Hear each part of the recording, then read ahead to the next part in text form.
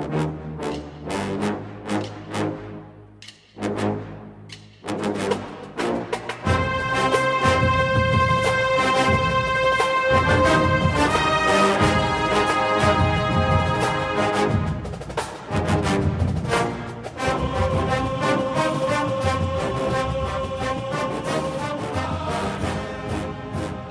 morning, Bucknutters. Welcome to the Bucknuts Morning 5 here on Wednesday, March 9th, 2016. I am Dave Biddle, and I'm very happy to be joined by our Duane Long. Duane, we got a chance to watch Ohio State's first practice of the spring yesterday, at least the first half of the first practice, and then interviewed Urban Meyer afterwards. And as always, several interesting comments from Coach Meyer. Let's start with the wide receivers. Coach Meyer seems to think that Noah Brown and Corey Smith, he's confident they're going to be ready for the season, and he's the starters, and he likes both those guys. But they're obviously out for the spring. Looking at the young guys, he singled out Torrance, Gibson, and Austin Mack. I'm going to read you a quote, Duane. He said, "I think Torrance, Gibson, and Austin Mack right now are battling for the starting X in practice." So, I mean, that's huge that he's singling these guys out and saying that they're battling for the starting X, not just battling for playing time. Now, of course, Corey Smith and Noah Brown are out right now, but very good news that Urban Meyer is singling out Torrance, Gibson, and Austin Mack, Duane. Oh, it's what we've been looking for. That's the one thing that has been missing from this offense. You know, we had Devin Smith. He's about the closest thing we've had to, a really elite X. I thought Michael Thomas had a good season. He could have had a better one.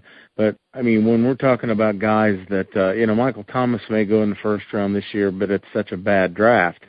We're looking at the kind of talents that go early and go high in the first round just because of that good. So, the bigger guys, a guy that can and make defensive backs play the guy. That's what we've been looking for, guys that can make that play consistently and take the top off the defense. When the safeties cannot come up to the line of scrimmage to play the run, it opens up the run game, and having a guy like that really does it means everything. And having elite guys, that's what we really wanted. So, he's calling them starters. I mean, does that we don't know what that means. Does that mean interim starter until the starters come back from injury, or does that mean these guys are going to be potentially the starters, period? So that's very exciting news, and glad to see these elite guys coming along. And Mack, true freshman. I mean, this guy didn't even make it to a senior prom. He's out there possibly being the Ohio State starting wide receiver. That's wow. Yeah, great news.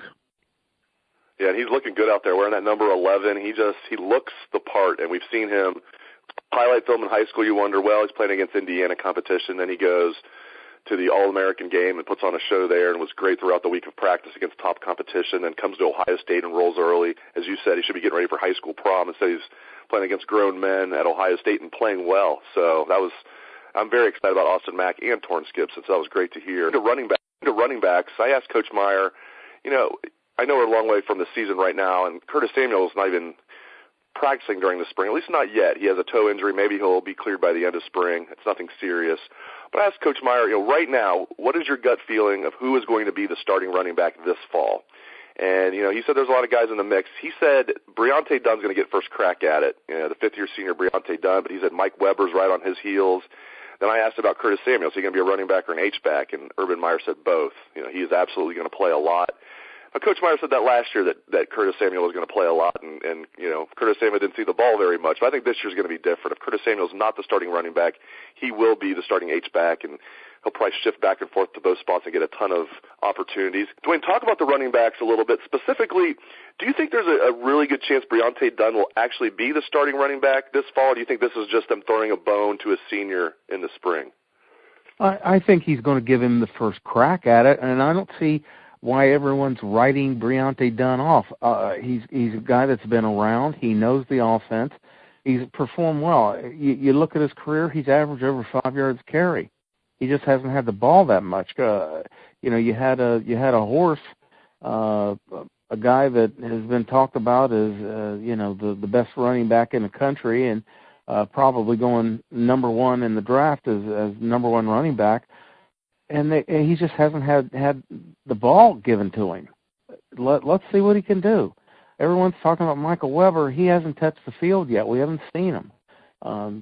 I just think that it's premature for people to write off Briante Dunn that he can't get the job. And Meyer's already said he's going to give him the shot. Let's see what happens. I think that he's going to hold the job.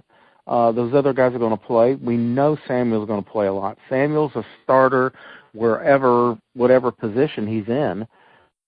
He's going to play a lot. I think he's going to be a running back some. I think he's going to be a receiver some.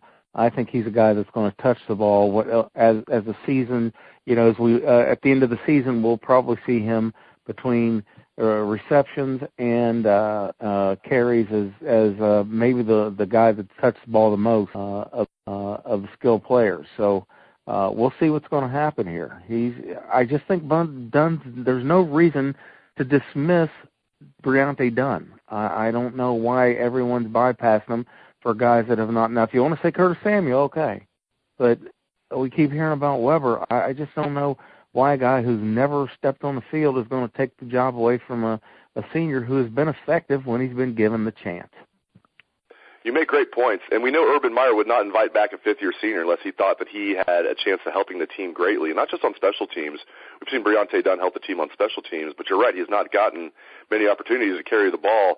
2 years ago, Curtis won the national championship team. Curtis Samuel was the number 2 running back. He didn't play H-back.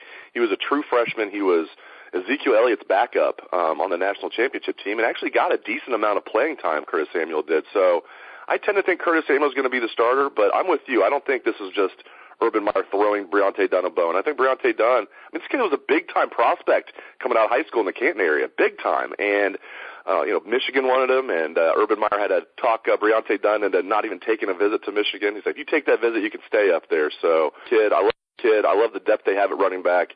You lose Ezekiel Elliott, and you still have all this depth. So we'll see what happens. Switching to defense, Duane, this situation at safety, it couldn't be much worse. You have Eric Smith and Cam Burrows both on the shelf. Even if they were playing, the depth would be pretty thin. Those guys are out. So right now you have Eric Glover-Williams, who was a corner last year, but so undersized at safety, even though I know he plays a physical brand of football, even though he's small. So he's one of the starters right now, and Malik Hooker is the other starter. And I know the coaches are very high on Malik Hooker, but I tell you what, Duane, they are razor thin at safety. It is by far the biggest concern on the team, in my opinion. Your thoughts? It's easily. It's not close. We've talked about defensive tackle so much. It's at least we got bodies. At safety, you don't even have bodies. You got to have people, to fill the position before you can say, you even have that's just crazy what's happened at safety. Both those guys leaving early really hurt us. We should have had a veteran defensive backfield coming back with Garyon Conley returning. Think about and Eli Apple was an underclassman. What if those guys are all back? What a secondary that would have been.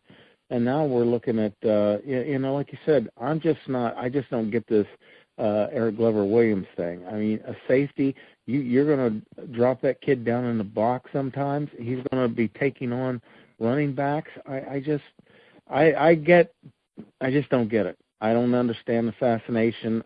You've got Arnett, who's a 6'2", probably close to 200-pound kid. Stick him back there. Let's get safeties are bigger guys, and they're asked to step down into the line of scrimmage, and he might be physical and he might be tough, but size matters. I remember watching the NFL Hall of Fame Jackie, the Ram tackle that went in a few years ago. I'm trying to remember. Jackie Slater? Was it Slater? I thought that's what I thought it was. Yeah. There was an interview with him before he was taken into the Hall of Fame, and he said, "Don't let anybody fool you. Football's a big man's game."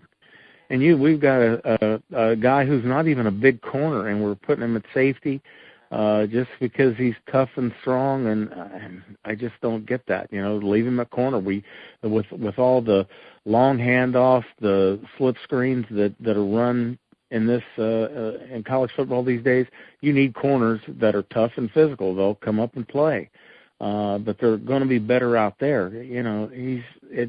I just don't get the experiment. Let's get those guys back. Eric Smith apparently is out there running around a bit at least. Let's get our safeties back and let's get Eric Glover-Williams back over to cornerback. I just, and we've got some guys coming in the fall. We've got Fuller, who I think is going to be fully involved in the mix once he gets here. So, and then we can quit on this, get some bodies in there. We've got a great class coming in next year. Right now, it's just staying healthy with our starters and get through till we get some more bodies in here. Yeah, as you mentioned, it was good to see Eric Smith at least running around yesterday, even though he was working on the side. This is a kid coming back from a torn ACL. I was actually surprised to see him out there running on the side. That's a great sign because I think Eric Smith is the best safety on the team when healthy. I think the starters will be Eric Smith and Malik Hooker. Malik Hooker, for those that are thinking that he might not be ready, he looks the part to me. I mean, last year I saw him on special teams. I know he has speed. He's not afraid to strike you. And yesterday he's running around out there. I mean, he looks like he could be – nothing against Tyvis Powell, but I think that Malik Hooker can be a similar type of player as Tyvis as far as coverage-wise and speed-wise, but he'll come up and hit you more than Tyvis will, and he'll take better angles, hopefully, and I haven't seen that yet, and will be a surer tackler than Tyvis. Von Bell, to me, is a huge loss, but I think Malik Hooker can be just as good or better than Tyvis Powell right away. So we'll see what happens, but they need to get Eric Smith back because I think he's the best safety on the team, so it was good to see him running yesterday. All right, final topic. You mentioned defensive tackle a little bit. I think Urban Meyer agrees with you. Everybody's been talking about defensive tackle. He likes Mike Hill and Tracy Sprinkle in the middle there. Those guys are running with the first team. And he also mentioned a couple of redshirt freshmen, Jashon Cornell and Dre'Mont Jones, guys that were defensive ends. They've now moved inside to the 3-tech, and he says both those guys are looking good. And, we had heard Dre'Mont Jones was looking good last year during bowl prep. Good to hear Urban Meyer single out Jashon Cornell and Dre'Mont Jones, Duane. These guys, we've got bodies. We didn't have that guy that was a big name, surefire guy that was going to help this football team. And we got we went a little over the top with worrying about it. There are actually bodies. I've always liked Robert Landers. Robert Landers is a guy that can get in there and he plays low. He's very powerful, fires off the ball. And then you've got these guys that are just bigger bodies, with Jones and Cornell. I'm happy to hear that Cornell has moved down inside. He is, he was a big kid last year. I remember watching spring last year. He was just, a big kid. And you just looked at his body and said, I don't know if he's going to stay as a strong side end. Let's get back to Sprinkle. Sprinkle played so well. I mean, his effort, he's relentless. He just keeps coming. He was using a really good rip move and getting through. He played really well at the end of the year, and I'm glad to see him getting back to it. So those guys come in, and, I mean, think about it, Dave. We finally got a rotation. If those guys continue to come along well, we haven't had a rotation at tackle since Meyer's been here. Really outstanding guys that Larry Johnson can move in and out, and not have a drop-off. So if he's got 4 tackles, and it sounds like he likes the 4 he's got, that's great news. And those are younger guys. They're going to come along. We're going to have them for a few years and really develop an outstanding defensive tackle rotation. But I'm not surprised with Jones. Like you said, we heard he was really looking good. Before the injury, he was looking good. And now he's come back from that, and Cornell coming in, stepping down into the 3 technique. It sounds like we got a good thing going here. Practice number 2 for the Buckeyes will be tomorrow morning. We will interview a couple assistant coaches after practice around 11:30. They have not said who yet, but we will interview a couple assistant coaches and perhaps some players after practice tomorrow. We covered a lot of ground on today's show. Thanks, as always, to Duane Long. Thanks to the listeners out there. Really appreciate you guys tuning into the show. Hope everybody has a great day. Take it away, best damn band in the land.